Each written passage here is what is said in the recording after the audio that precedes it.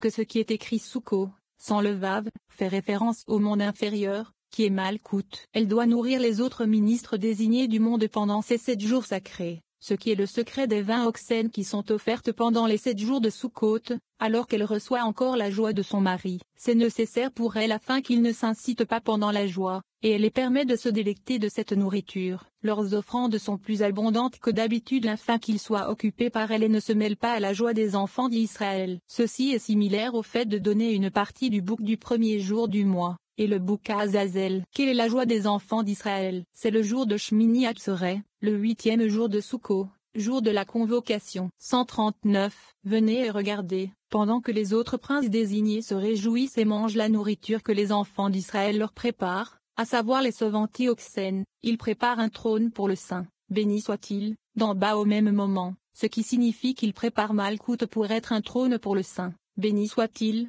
pour l'élever avec ses 4 sortes, avec la joie de Sukkot et la récitation de Hallel, et en faisant le tour de l'autel. Elle, Malkout, s'élève et reçoit les bénédictions et la joie de son mari. In Zahirampin. 140. Les autres créatures vivantes, qui sont les 7 princes désignés des nations, mangent et mâchent bien, et le résidu de leur mange, ils le piétinent avec leurs pieds, et ils sont soutenus, c'est-à-dire, par les 7 oxènes, comme mentionné. Elle, Malkout, prend les âmes et les élève jusqu'au délice suprême, jusqu'à Zahirampin, comme nous l'avons dit, car elle est descendue et retient toutes les bénédictions, la sainteté et les délices que les enfants d'Israël ont attirés pendant tous ces 7 jours, par ses actions et sacrifices offerts à elle. Puis elle descend pour être proche de ses enfants et les rendre heureux pendant un jour. Ce jour est le 8e jour, car tous les autres 7 jours sont avec elle, comme expliqué. Par conséquent, c'est le 8e, et ce sont 8 jours réunis. C'est pourquoi on l'appelle Atzeret, c'est-à-dire rassemblé, parce que tous les 7 jours se réunissent en ce 8e jour, Shmini Atzeret, en hébreu.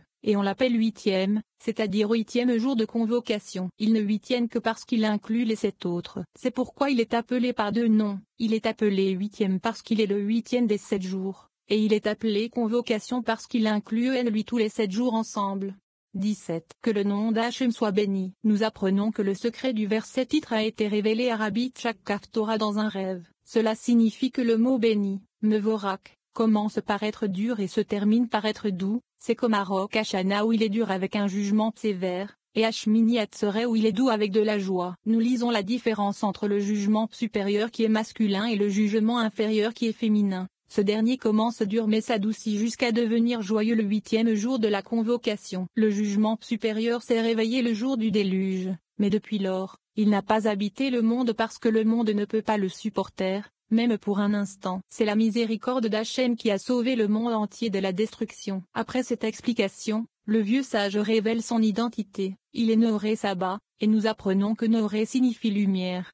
141. Il est écrit, béni soit le nom d'Hachem Io 2.21. Que signifie le mot béni? Il y a un secret qu'un de nos amis connaissait et qui lui a été montré dans un rêve, et son nom est Rabbi Tchak Torah. Il dit, que signifie béni, et Mevorak, cela signifie que son début est dur et sa fin douce, car Mevorak s'écrit avec les lettres même, Bet Vav Resh Kaf. Même Bet est dur et représente définitivement le jugement, comme le jour de Rosh Hashanah et même Bet, parce que le monde a été créé avec même Bet, 42 lettres, à savoir 32 fois Elohim et les 10 paroles, ce qui équivaut à 42. De même, il y a 42 lettres depuis le Bet de Bereshit, Li, au début, jusqu'au Bet du mot Vohu, en vide. Par conséquent, il a été créé avec le jugement, mais ensuite il est Rak, Resh Kaf, Li, Dou. Nous avons donc appris que tous les débuts sont durs mais que leurs fins sont faciles, car le jour de Rosh Hashanah, il est même bête avec un jugement sévère, et le jour de Shmini Atzeret, il est doux avec de la joie.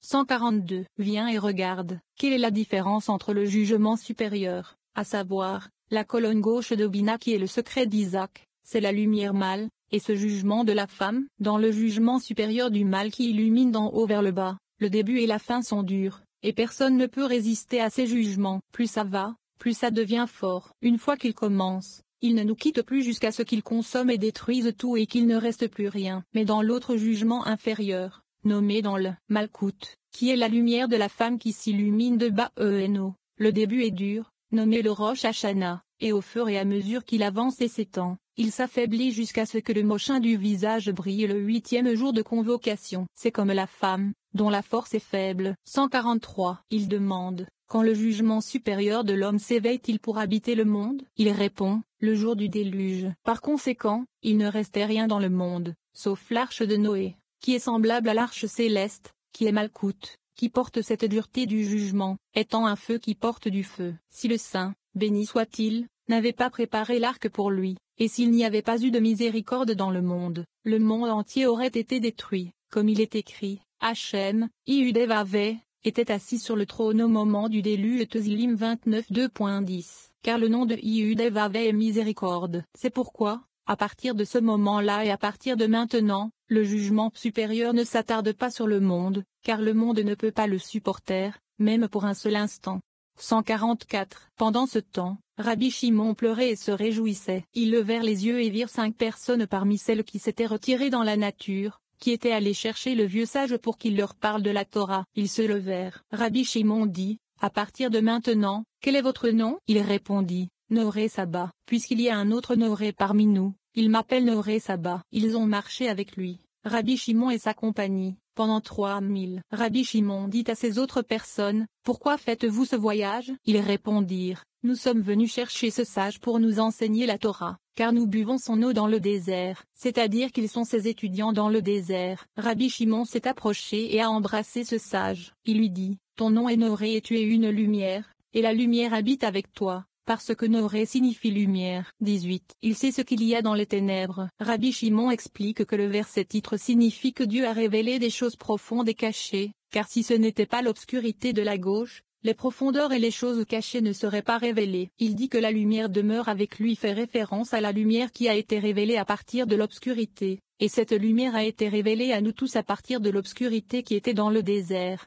145. Rabbi Shimon a ouvert la discussion en disant, il révèle les choses profondes et secrètes. Il connaît ce qui est dans les ténèbres et la lumière demeure avec lui. Daniel 2h22. Il révèle les choses profondes et secrètes. Signifie que le Saint, béni soit-il, révèle les choses profondes et secrètes. Il révèle toutes les profondeurs suprêmes et cachées, à savoir, la colonne centrale qui révèle les profondeurs des 2 colonnes de Bina. Pourquoi les a-t-il révélées? C'est parce qu'il sait ce qu'il y a dans les ténèbres, c'est-à-dire dans l'obscurité de la gauche où la lumière de Shoma se perd à cause de l'absence de Chassadim. S'il n'y avait pas d'obscurité, la lumière ne serait pas révélée plus tard par la colonne centrale. Il sait ce qu'il y a dans les ténèbres, c'est-à-dire qu'il les a incluses dans la bonne colonne. C'est pourquoi il a révélé les choses profondes et cachées, car si ce n'étaient les ténèbres de la colonne droite, les profondeurs et les choses cachées ne seraient pas révélées. Puis la lumière habite avec lui. Quelle est cette lumière? C'est la lumière qui a été révélée de l'intérieur des ténèbres, qui est Shoma. 146. Et du sein de l'obscurité qui était dans le désert, cette lumière nous a été révélée. Que le miséricordieux fasse que la lumière demeure avec vous dans ce monde et dans le monde à venir. Rabbi Shimon et ses amis le suivirent pendant 3000. Rabbi Shimon lui dit, pourquoi n'ont-ils pas été avec toi, ton 15 personnes, au début, mais ils sont venus juste maintenant? Le sage lui dit, je ne voulais pas déranger qui que ce soit pour m'accompagner. Mais maintenant qu'ils sont venus, nous allons voyager ensemble. Ils partirent et Rabbi Shimon poursuivit son chemin. Rabbi Abba lui dit, nous connaissons le nom du sage, mais il ne connaît pas le nom de mon maître. Il lui répondit, c'est de lui que j'ai appris à ne pas me dévoiler, car il ne m'a pas dit son nom avant que je ne le lui demande. On nous rappelle que les bénédictions célestes ne s'appliquent pas à ce qui a été compté ou numéroté. Et pourtant les enfants d'Israël ont été soumis à un recensement. Ils ont néanmoins été bénis parce qu'ils ont été rachetés. Hachem parla à Moïse et dit, quand tu feras le compte des enfants d'Israël selon leur nombre Shemot 30, 11-13. Rabbi Abba, Rabbi Acha et Rabbi Yosi voyageaient de Tibériade à Psipori. Pendant qu'ils voyageaient, ils virent Rabbi Elazar venir avec Rabbi Shia. Rabbi Abba dit, nous allons sûrement rejoindre la Shechina. Ils attendirent jusqu'à ce qu'ils les atteignent. Dès qu'ils arrivèrent près d'eux, Rabbi Elazar dit, il est très certainement écrit, les yeux d'Hachem sont tournés vers les justes, et ses oreilles sont ouvertes à leur cri. Teilim 34 2.16. Ce passage est difficile. La fin du sujet se trouve dans la portion de Pekudei, para 68f. 2. Venez et voyez, il a été établi que la bénédiction céleste ne s'attarde pas sur quelque chose qui est compté. Et si vous demandez comment Israël a été compté, il a pris d'eux une rançon pour eux-mêmes, et ils n'ont pas compté jusqu'à ce que toute la rançon qui a été recueillie soit comptée. Ainsi, les Israéliens sont d'abord bénis lorsque la rançon est reçue,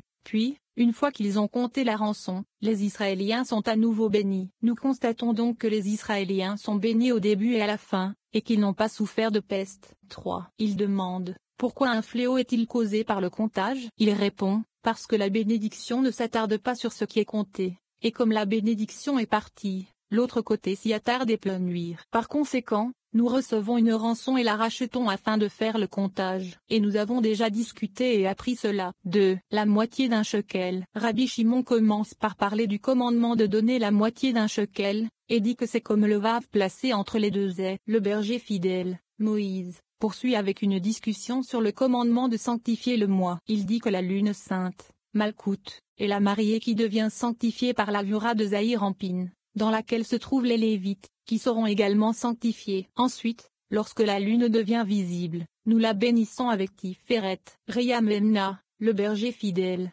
4. Il y a un commandement de donner la moitié d'un shekel après le shekel du sanctuaire. Il demande, qu'est-ce que le demi-shekel? Il répond, c'est comme un demi-un, qui est vave, qui est placé entre les deux ais. La pierre avec laquelle on pèse Eyud, un shekel et 20 Jorachemo 32.13, fait référence à Eyud vav d'Aleh. Le riche ne donnera pas plus Ibidem 15, fait référence à la colonne centrale, Zahir Ampin qui ne doit pas donner plus de 10. Et c'est ainsi que nous avons appris dans le livre de la formation, 10 séphirotes du néant, 10, pas 11. Et le pauvre ne donnera pas moins Ibidem, fait référence au juste, c'est-à-dire, Uzod. Il ne doit pas donner moins que 10, comme il est dit dans le livre de formation, 10 et non 9, puis la moitié d'un shekel, soit 10. 5. Il semble que l'auteur du paragraphe précédent était le rabbin Shimon. Et le fidèle berger lui dit, tu es au ciel, tu es aimé de ton maître, il n'est donc pas étonnant que toutes ces précieuses paroles sortent de ta bouche. En effet, si quelqu'un est un roi ou un prince, il n'y a rien d'étonnant à ce que sa table soit pleine de pierres précieuses et de trésors, et pleine de lumière. Pour tout autre, ce serait un miracle. Il lui dit, béni sois-tu, fidèle berger, désormais tu parles, car ceux d'en haut et ceux d'en bas sont venus pour entendre. Il lui dit, achève tes paroles. Il lui dit, je n'ai plus rien à dire pour l'instant. Tu parles. 6. Le berger fidèle a ouvert la discussion avec, le commandement suivant est de sanctifier le mois. La lune sainte, nommée Malkout, est la mariée qui devient sanctifiée par le tribunal de la loi, qui est Vura de Zahir Ampin, parce que Malkout est construite du côté gauche, qui est Vura, comme dans celui-ci, Vura de Zahir Ampin, sont les Lévites. Car il est dit d'eux, tu sanctifieras les Lévites. Aussi Malkout, qui est de la Vura de Zahir Ampin, a besoin de sanctification. Et ensuite, lorsque la lune est visible et que nous pouvons profiter de sa lumière, c'est-à-dire après qu'elle ait reçu le Malkout, nous la bénissons. Tu es béni, Hachem notre Elohim, roi de l'univers, car c'est par sa parole qu'il a créé les cieux et, par le souffle de sa bouche, toutes leurs armées. Et avec quoi est-il sanctifié et béni? C'est avec Tiferet, gloire, car il est la gloire de ceux qui sont nés de lui dès la naissance. Fin de la Reyam Remna. 3. Le culte du soleil. À l'aube, Rabbi Shia remarque que tous les habitants de l'Orient sont à ce moment-là en train de vénérer le soleil levant. Il dit que, depuis des temps très anciens, on sait qu'avant que le soleil n'émerge, le prince qui en a la charge s'en va avec les lettres sacrées du nom céleste écrites sur sa tête, et que, grâce à la puissance de ces lettres, il ouvre les fenêtres du ciel et les traverse. Puis il reste là jusqu'à ce que le soleil émerge. Rabbi Shia ajoute que ce prince est en charge de l'or et des bijoux rouges. Il dit que les adorateurs du soleil connaissent les taches du soleil. Rabbi Yosi demande combien de temps il y aura encore des idoles dans le monde, et dit que le mensonge ne peut pas durer.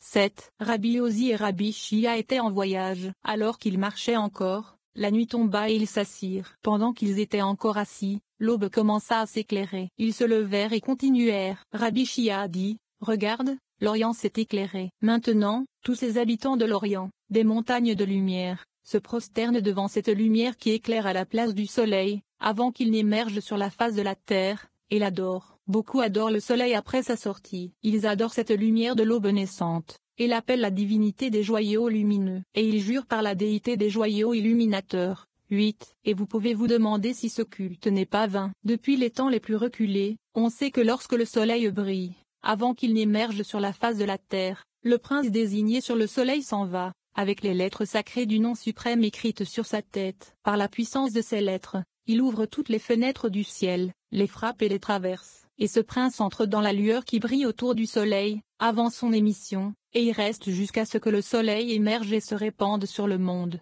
9. Et ce prince est responsable de l'or et des bijoux rouges. Ils adorent cette forme qui se trouve là, dans la lumière du soleil, qui est le prince, avec les taches et les signes qu'ils ont hérités des anciens dans les temps